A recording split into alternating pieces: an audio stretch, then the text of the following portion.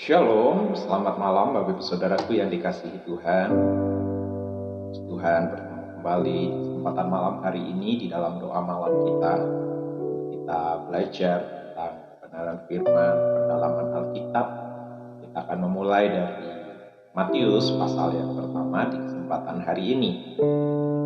Supaya kita boleh semakin mengerti, mengenal tentang Tuhan Allah kita, sehingga dalam menjalani kehidupan kita tidak mudah terombang-ambingkan oleh pengajaran-pengajaran ketika kita boleh memahami, mengerti setiap kebenaran demi kebenaran. Oleh karena pertolongan tentunya yang daripada Roh Kudus yang ada dan tinggal dalam hidup kita. Sebab itu mari bersama-sama malam hari ini kita sejenak untuk sebelum kita belajar firman Tuhan, kita siapkan hati kita untuk kita memuji Tuhan, untuk kita menyembah Tuhan. Bawalah seluruh keberadaan hidup kita dan kerinduan kita untuk berjumpa dengan Dia, rindu akan hadiratnya selalu dalam kehidupan kita. Haleluya, haleluya.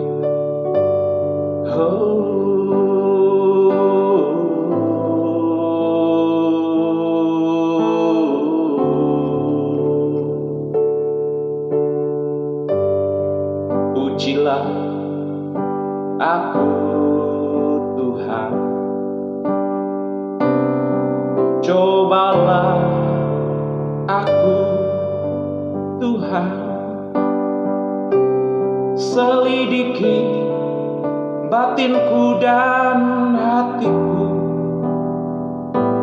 mataku tertuju padamu. Aku cinta padamu Tuhan. Katakan aku rindu hadirat. Aku rindu hadirat-Mu Tuhan. Aku ingin selalu dekat padamu, menikmati kehadiran-Mu. Pujilah aku Tuhan. Pujilah aku Tuhan. Cobalah aku, cobalah aku Tuhan, selidiki batinku dan hatiku, mataku tertuju padamu. Oh, aku cinta padamu Tuhan. Katakan aku rindu hadirat-Mu. Aku rindu hadirat-Mu Tuhan. Aku ingin selalu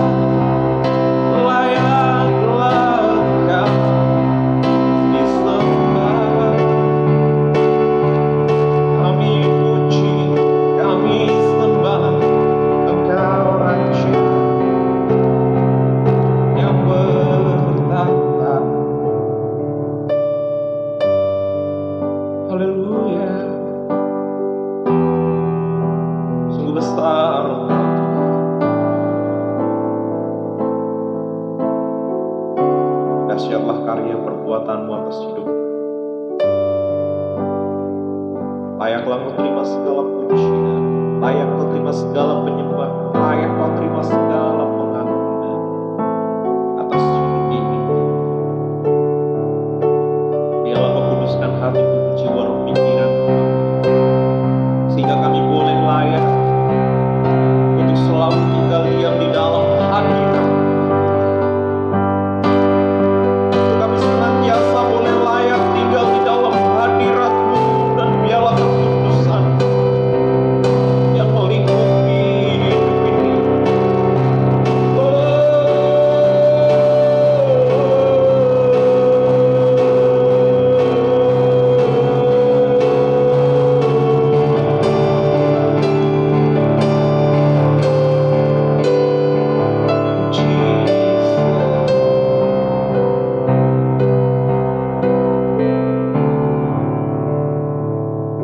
Ku yakin Kau hadir di sini.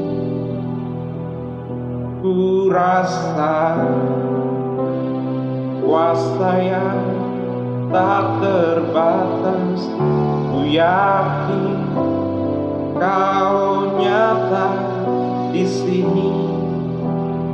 Kemenangan terjadi di sini. Katakan dengan iman. Kau hadir di sini. Ku rasa kuasa yang tak terbatas. Ku yakin Kau nyata di sini. Kemenangan terjadi di sini.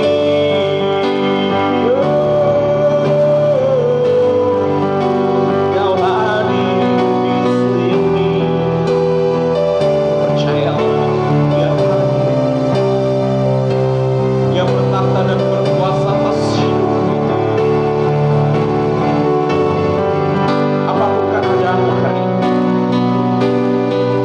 percaya Tuhan selalu menyertai dan menuntun.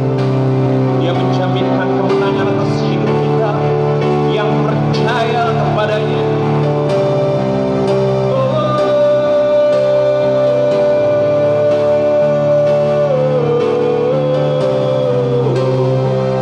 Tak pernah ditinggalkan orang-orang yang berharap dan setia menanti-nantikannya.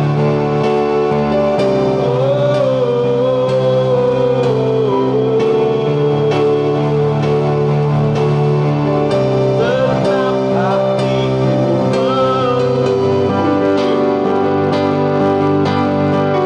Sungguh besar Kau Yesusku. Senang jiwaku. Kau besar, Kau besar. Senang jiwaku memuji. Sungguh besar Kau Yesusku. Senang hatiku menyembah. Kau besar, Kau besar. Kau besar, Kau besar.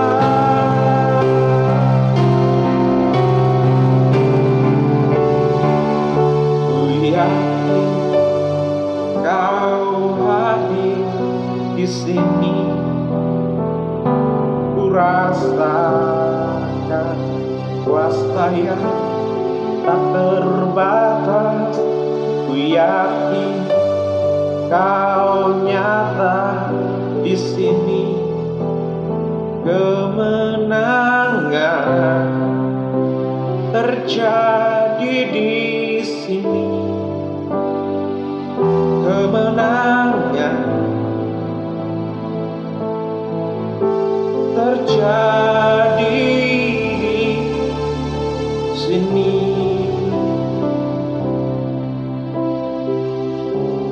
Terpujilah nama-Mu Tuhan. bersyukur miliki Allah yang hidup, Allah yang berkuasa, Allah yang selalu berimanuel dalam hidup kami. Tidak pernah jalan hidup orang yang percaya dan mengasihi dibiarkan melangkah dan berjalan sendiri. Kami percaya ada Tuhan selalu beserta dengan kami. Kalau Tuhan beserta dengan kami, kemenanganlah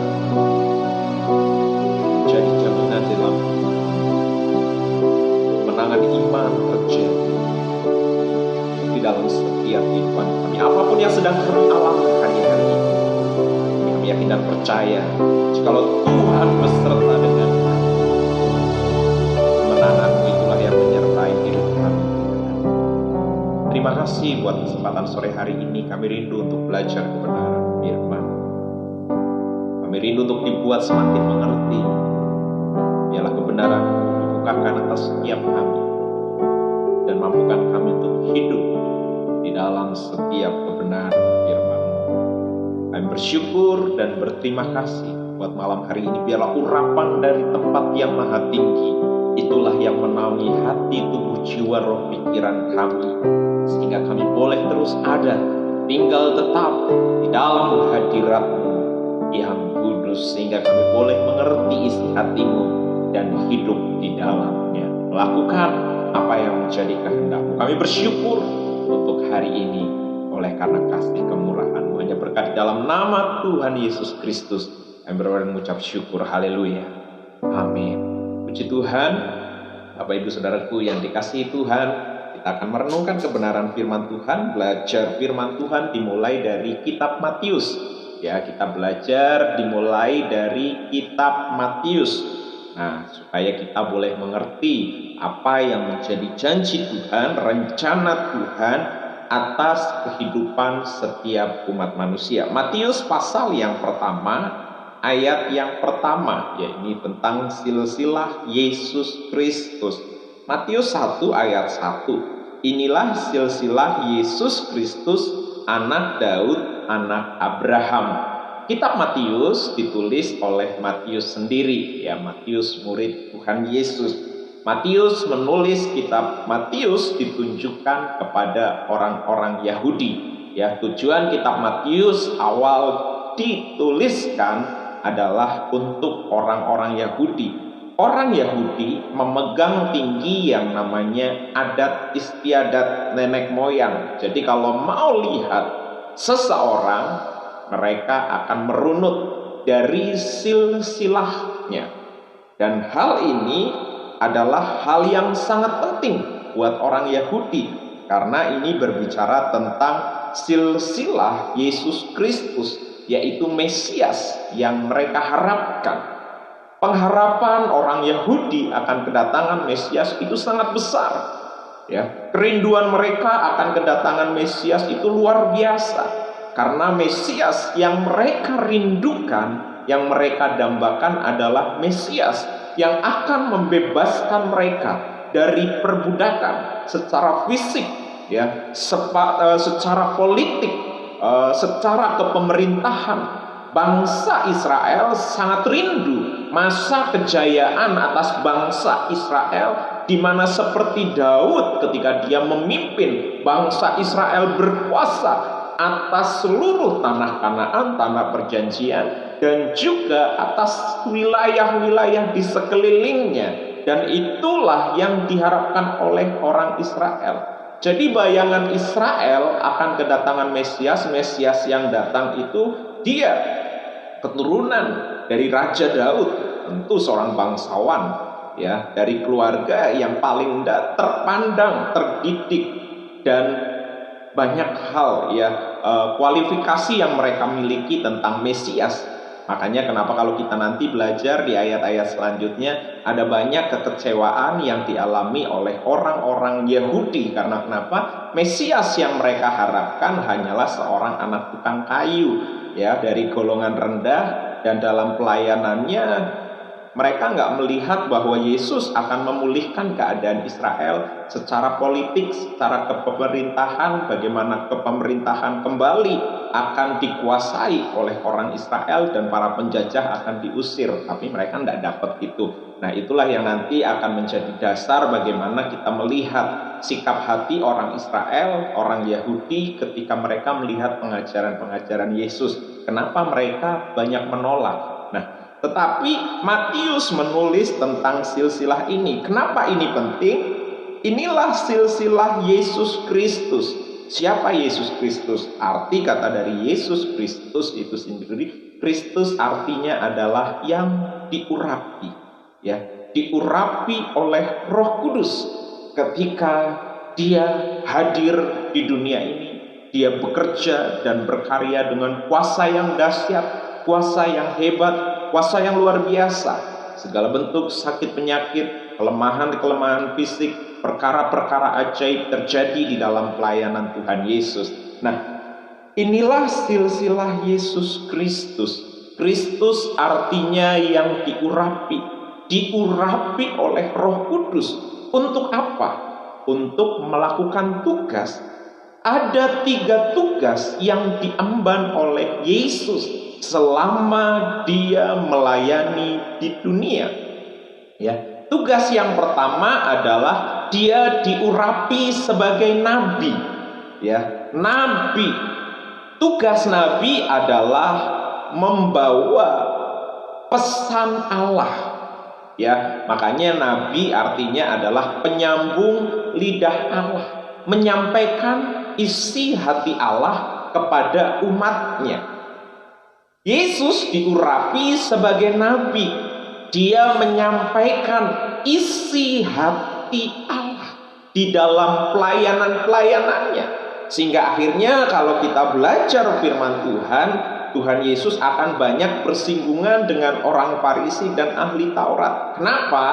Karena Tuhan Yesus menyampaikan kebenaran yang sejati, kebenaran yang dihidupi. Sedangkan orang Farisi ahli Taurat, mereka melakukan kebenaran tetapi juga dihubungkan dengan adat istiadat dan tradisi kehidupan mereka. Sehingga ketika Yesus datang, Yesus sering bersinggungan dengan orang Farisi dan ahli Taurat. Karena tugas seorang nabi adalah iya di atas iya, tidak di atas tidak. Kebenaran adalah kebenaran, harus dipegang. Ketika ada sesuatu yang tidak benar, harus ditegur, harus diberitahukan. Nah, itulah kenapa Tuhan Yesus ketika hadir, dia membawa banyak sekali pemisah, baik antara orang Yahudi dengan dirinya sendiri. Nah, Kristus Yesus diurapi sebagai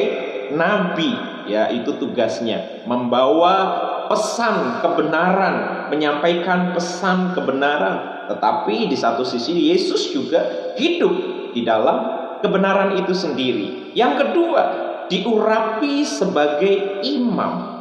Ya, diurapi sebagai imam. Tugas imam adalah membawa kurban penghapus dosa atas umat Israel. Umat Israel biasa mereka membawa domba, membawa lembu, membawa kurban, darahnya dipercikkan. Tetapi sifat dari pekerjaan imam itu ya hanya sementara. Ketika ada penghapusan dosa dan lain sebagainya, itu sifatnya sementara. Ketika mereka melakukan dosa, mereka harus membawa kurban lagi. Tetapi Yesus Kristus sebagai imam yang melayani di ruang yang maha kudus, ya, dia mengganti kurban binatang, diganti kurban itu dengan darahnya sendiri, dengan tubuhnya sendiri. Nah, jadi makna kata Yesus Kristus, istilah silsilah Yesus Kristus, Rasul atau Matius ingin memberitahukan bahwa Yesus Kristus itu adalah Mesias yang diurapi, yang mengemban tugas sebagai seorang nabi, sebagai seorang imam, ya, yang membereskan dosa-dosa, menghapus dosa umat manusia yang percaya kepadanya. Dan yang ketiga, sebagai orang yang diurapi, arti kata Kristus itu sendiri, dia sebagai raja, memerintah, menuntun umatnya, anak-anak Tuhan, untuk hidup di dalam kebenaran dan menegakkan kerajaan kebenaran di bumi ini. Sebab itu Yesus selalu berkata bahwa ingatlah bahwa kerajaan Allah sudah dekat, ya, karena kerajaan itu ada di dalam Kristus itu sendiri. Nah, jadi belajar dari silsilah Yesus Kristus, Matius ingin memberitahukan kepada orang-orang Yahudi, ini loh benar-benar dia itu Mesias. Dia ini yang sudah dinubuatkan oleh para nabi.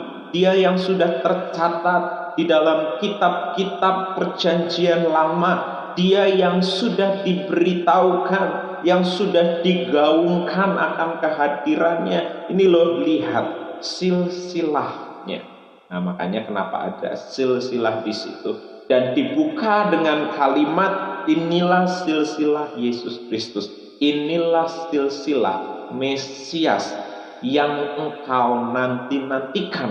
Kenapa engkau tidak percaya tentang Mesias? Lihat saja, ini silsilahnya.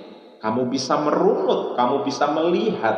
Inilah keturunan-keturunan yang kita runut dan kita dapati memang Yesus Kristus, Mesias itu memang dia keturunan dari Daud. Ya, makanya di situ ditulis sampai ke Abraham. Inilah silsilah Yesus Kristus, anak Daud. Apa makna anak Daud di situ ditulis? Makna anak Daud, ya, Daud itu seorang raja yang sangat disegani oleh bangsa Israel. Daud adalah salah satu raja yang membawa bangsa Israel pada masa kejayaan. Sebelum akhirnya memang Salomo menjadi raja yang paling besar di dalam kejayaannya. Tetapi Daud yang merintis masa kejayaan itu. Dan di masa kepemimpinan Daud, tanah Kanaan dikuasai sepenuhnya oleh bangsa Israel. Penggenapan janji akan tanah perjanjian itu semua bisa dikuasai ada di zaman Daud. Dari zaman Yosua belum, dari zaman selanjutnya belum, tetapi di zaman Daudlah tanah Kanaan dikuasai sepenuhnya. Sehingga Matius ingin memberitahukan kepada orang Yahudi, memang dia keturunan dari Daud. Yesus sekalipun dia hanya seorang anak tukang kayu, tapi Yusuf juga kan keturunan dari Daud. Ya, Maria juga keturunan dari Daud.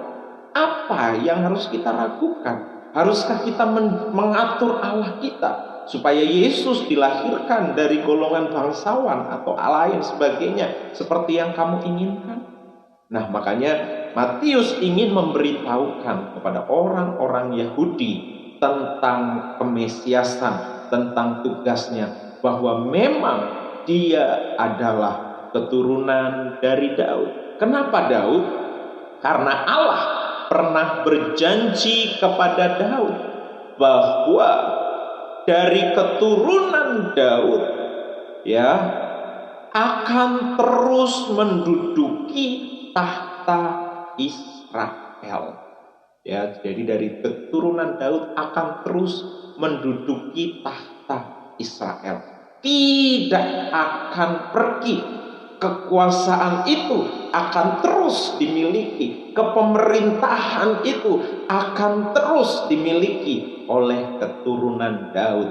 Dan Yesus Kristus itulah raja yang akan memerintah, baik saat ini atas hidup kita ataupun nanti di kekekalan, di mana semua penggenapan itu terjadi. Dia akan memerintah seluruh, baik atas hidup bangsa Israel maupun seluruh bumi. Penggenapan itu akan digenapi, ya. Kalau penggenapan yang utama adalah janji atas bangsa Israel bahwa keturunan Daud akan terus menduduki tahta Israel. Yang kedua adalah janji kepada Abraham Makanya kenapa di sini ditulis inilah silsilah Yesus Kristus, anak Daud, anak Abraham. Karena Allah juga berjanji kepada Bapak Abraham, salah satunya adalah janjinya yang keempat. Ya, janji keempat itu janji universal, tertulis di dalam Kejadian 12 ayat 1 sampai 3. Ada 4 janji yang Tuhan berikan kepada Abraham. Tuhan akan memberkati Abraham sendiri, Tuhan akan memberkati keluarganya, Tuhan akan memberi Abraham sebuah tanah untuk tempat tinggal, tetapi melalui Abraham juga keturunannya akan memerintah, akan menjadi berkat bagi bangsa-bangsa, bagi bumi ini. Jadi pelajaran dari silsilah ini kita melihat Matius ingin menunjukkan kepada bangsa Israel bahwa Tuhan Yesus yang sudah kalian salibkan, yang sudah kalian bunuh, yang sudah kalian sia-siakan hidupnya, dialah Mesias. Dialah yang sudah dinubuatkan oleh para nabi. Dialah yang sedang kalian nanti-nantikan, tetapi kalian tidak bisa menangkap apa yang menjadi rencana Tuhan atas hidupnya, bahkan atas hidup bangsa itu sendiri. Tetapi maksud tujuan Injil ini ditulis adalah supaya bangsa itu berbalik kembali mencari Tuhan, supaya mereka menyesal akan setiap dosa-dosa dan pelanggaran mereka, akan kesalahan-kesalahan mereka, dan berbalik kepada jalan yang benar dan mengakui Yesus Kristus sebagai Tuhan dan Juru Selamat. Tetapi memang tidak banyak, ya, tidak banyak dari bangsa Israel yang bertobat. Makanya diizinkanlah kita menerima keselamatan itu, ya. Seandainya bangsa Israel, ya, tidak memberontak, tidak berpaling dari Allah, ya, janji itu akan mereka nikmati sepenuhnya dalam hidup kita. Ya, kita akan hidup seperti di dalam perjanjian lama, datang ke bangsa Israel, ya, belajar tentang bangsa Israel, keselamatan kita miliki. Nah, Bapak Ibu Saudaraku yang dikasihi Tuhan, inilah pentingnya silsilah, ya. Kadang kalau kita baca, lah silsilah ini apa? Saya nggak ngerti lah, saya nggak mudeng. Nah, jadi memang silsilah ini sangat penting. Kenapa harus ditulis? Karena orang Israel, bangsa Yahudi itu membutuhkan, ya, silsilah. Mereka harus melihat ini dari golongan apa, ini dari keturunan siapa, ini dari anak siapa. Ya, mereka menjunjung tinggi tentang adat istiadat dalam hal silsilah. Nah, jadi kenapa ini ditulis? Supaya mereka berbalik pada jalan yang benar. Nah, Bapak Ibu Saudaraku yang dikasihi Tuhan, bersyukurlah kita, ya, bersyukurlah kita yang menerima anugerah kemurahan yang daripada Tuhan. Kita boleh mengerti, kita boleh mengenal, kita boleh menjadi milik Tuhan, kita boleh menjadi anak-anak Tuhan. Dan biarlah kita juga menjadi percaya dan tidak menolak Tuhan kita, Yesus Kristus, seperti bangsa Israel. Kita belajar dari pengalaman bangsa ini, bagaimana ketika mereka menolak Tuhan mereka, apa yang terjadi dalam kehidupan mereka. Ada banyak hal yang harus mereka alami saat mereka menolak Yesus Kristus sebagai Mesias di dalam hidup kita. Apa yang mereka nantikan beratus-ratus tahun ketika Mesias itu hadir, mereka tidak melihat, mereka tidak mempercayai, bahkan mereka justru malah membelakangi dan menyalibkan Dia. Jadi biarlah kita yang tidak melihat namun percaya kepada Mesias itu, hiduplah dengan sungguh hati, karena memang Dialah yang dijanjikan. Tugas sebagai nabi Dia sudah kerjakan. Dia menyatakan kebenaran, Dia menghidupkan setiap kebenaran itu. Sebagai imam, Dia sudah menghapus dosa-dosa kita, dan sekarang Dia memerintah sebagai raja di hati kita, di hidup kita. Agungkan Dia, jadikan Dia yang terutama di dalam kehidupan kita. Izinkan Dia berkuasa sepenuhnya atas hidup kita. sebagai raja, bukan sebagai anak kecil, bukan sebagai bayi, tetapi sebagai raja yang berkuasa. Izinkan dia sebagai raja menuntun kita hidup di jalan kebenaran. Izinkan dia sebagai raja menegakkan kerajaan kebenarannya atas hidup kita, sebelum nanti kerajaan secara fisik akan ditegakkan di bumi ini, di langit baru, bumi yang baru ini. Izinkanlah itu juga ada di dalam hidup kita, berkarya di dalam hidup kita, sehingga setiap hari kita boleh dituntun oleh Tuhan. Kita boleh terus memandang kepada Tuhan bahwa dialah Mesias, dialah Raja, dialah Tuhan, dialah Allah sungguh yang berkuasa di dalam kehidupan kita. Sekalipun dia hanya anak seorang tukang kayu, ya, anak Maria, anak orang sederhana, tetapi Tuhan izinkan itu semua untuk melihat bagaimana respon manusia di dalam menerimanya, bagaimana memandang tentang dia. Tuhan Yesus memberkati. Ini pelajaran kita di kesempatan hari ini dari Matius pasal 1 ayat yang ke-1. Nanti di hari Kamis kita akan berjumpa lagi. Kita akan melanjutkan materi pembelajaran. Ada 3 perempuan, 3 orang yang istilahnya secara manusia memiliki banyak keterbatasan, tapi Tuhan masukkan, izinkan untuk masuk pada rencana Tuhan, silsilah yang Tuhan rindu, yang Tuhan pakai untuk akhirnya ada 3 perempuan, istilahnya 3 perempuan yang tidak benar juga hidupnya, ada dalam kelemahan, keterbatasan, tapi Tuhan izinkan pakai untuk menjadi nenek moyang dari Mesias, yaitu Yesus Kristus Tuhan. Kita nanti akan belajar di hari Kamis. Tuhan Yesus memberkati kita. Kita bersama-sama berdoa buat malam hari ini. Biarlah Roh Tuhan terus membimbing setiap kita. Tuhan menyertai setiap kita. Ya, ini adalah pembelajaran dasar di dalam kita mengiring Tuhan, supaya kebenaran itu terus berkuasa atas kehidupan kita. Haleluya. Kami memuji kebesaran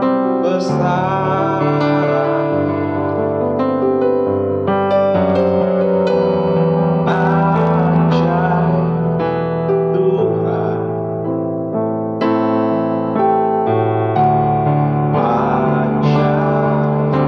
ajaib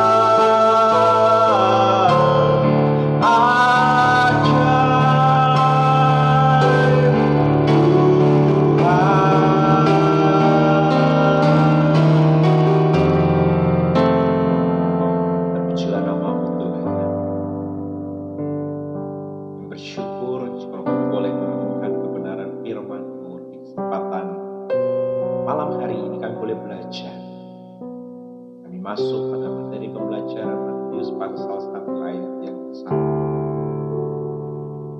Kaya kebenaran firman Tuhan itu dalam dan luas. Apa yang menjadi rancangan dan rencana tidak terbatas. Kuasamu bekerja dan berkarya atas hidup kami. Kami bersyukur buat kesempatan malam hari ini. Jikalau kau berikan kami anugerah untuk boleh menerima Sang Mesias, Nabi, menyatakan kebenaran atas hidup kami, sebagai imam yang telah menghapus dosa-dosa pelanggaran kesalahan kami, sebagai raja yang bertahta dan berkuasa atas hidup kami, yang menuntun jalan hidup kami, mengarahkan kehidupan kami, dan yang menegakkan kerajaan hati kami. Kami bersyukur dalam kami menantikan kedatangan-Mu yang kedua. Kami berterima kasih oleh karena kasih kemurahan Anugerah. Kami menyerahkan seluruh kehidupan kami ini hanya dalam tangan. Sebentar kami akan beristirahat, Kau yang memberkati istirahat kami. Biarlah damai sejahtera sukacita Allah, perlindungan Tuhan sempurna atas setiap kami. Serahkan seluruh keberadaan hidup kami hanya dalam tangan. Hanya berkati dalam nama Tuhan Yesus Kristus kami berdoa dan mengucap syukur. Haleluya. Amin. Terpujilah Tuhan. Tuhan Yesus memberkati kita semua.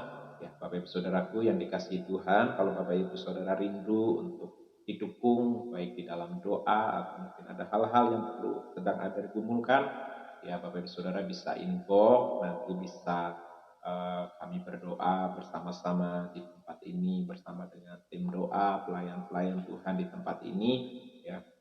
Tuhan Yesus memberkati kita semua, ya, karena kami pakai ini memang khusus untuk belajar firman Tuhan setiap hari Selasa, hari Kamis, dan hari Sabtu, ya. Jadi kalau untuk doa-doanya, izinkanlah doanya diinfok, karena Tuhan juga mengajarkan kepada kita, berdoalah di tempat yang tersembunyi. Saat kita berdoa di tempat tersembunyi, Tuhan yang Maha Tahu itu yang akan menjawab atas setiap doa anak-anaknya yang berseru kepadanya seturut dengan kehendak rencananya Tuhan atas hidup kita. Selamat istirahat untuk kita semua. Tuhan Yesus memberkati. Biarlah damai Kristus senantiasa beserta dengan kita. Immanuel. Haleluya. Puji Tuhan.